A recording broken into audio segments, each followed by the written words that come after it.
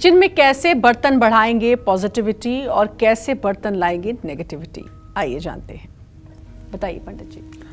रसोई में मिट्टी, तांबा, पीतल के बर्तनों का इस्तेमाल सर्वोत्तम होता है। मिट्टी प्राकृतिक होने के कारण ईश्वरीय घटक से भरपूर होती है। मिट्टी का बर्तन और शरीर दोनों में एक रूपता है। पूछे क्या? जैसे इस शरीर में से, ये शरीर पंच तत्व से बना हुआ है और इस शरीर से अगर प्राण निकल जाए तो ये शरीर दोबारा नहीं प्रयोग में आ सकता है। आ सकता है? नहीं आ सकता ना। इसी तरह से मिट्टी का जो बर्तन होता है वो पंच तत्व से बना होता है। जितने तत्व से शरीर बना हुआ है उतने तत्व से वो भी बनता है। इसमें जीवात्मा जो अलग से जुड़ी हुई है, उसमें वो वस्तु जब डाल दी जाती है, जैसे मिट्टी के कुल्हड़ में आप चाय पी रहे हैं, ठीक है, तो चाय पीने के बाद उसको आपको फेंकना ही फेंकना है।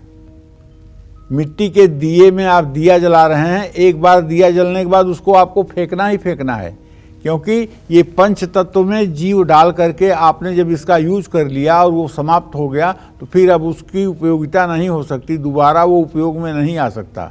इसलिए मिट्टी का बर्तन सबसे शुद्ध है। तांबे के बर्तनों में दैवी तत्व होता है। ऐसे में भोजन पर इसका सकारात्मक प्रभाव पड़ता है। पीतल रजोगुण वर्धक है, इसलिए ये सेहत के लिए फायदेमंद है। स्टील और एल्यूमिनियम में दैवी तत्व ना के बराबर होता है। स्टील में कुछ मात्रा में लोहा जैसे अशुद्ध धातु होने के कारण इस प्रकार के बर्तन में पकाया अन्न देह में रजतम का संक्रमण करता है।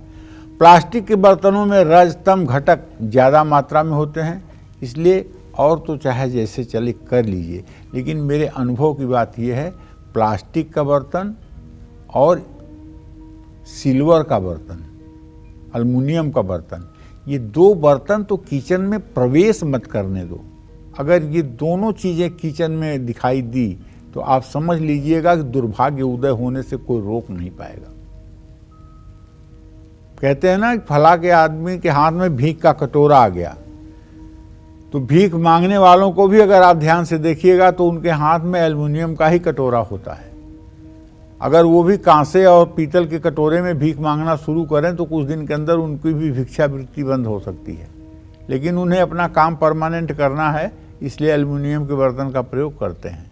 तो आप अपने घर के किचन में एल्युमिनियम और प्लास्टिक के बर्तन ना रहने दें, अगर आप कालचक्र के दर्शक हैं, क्योंकि मेरा स्वार्थ ये है कि जब आप स्वस्थ और प्रसन्न रहेंगे, जब आपका मन मस्तिष्क बढ़िया रहेगा तो आप कालचक्र को अच्छे से देखेंगे, दूसरों को भी देखने की प्रेरणा देंगे, और जब आपका परिवार खुशहाल रहेगा तो आपको दूसरे लोग देख करके आपके जीवन की नकल करेंगे और आपसे जानेंगे कि आपके अंदर इतना अच्छा गुण कहाँ से विकसित हो रहा है।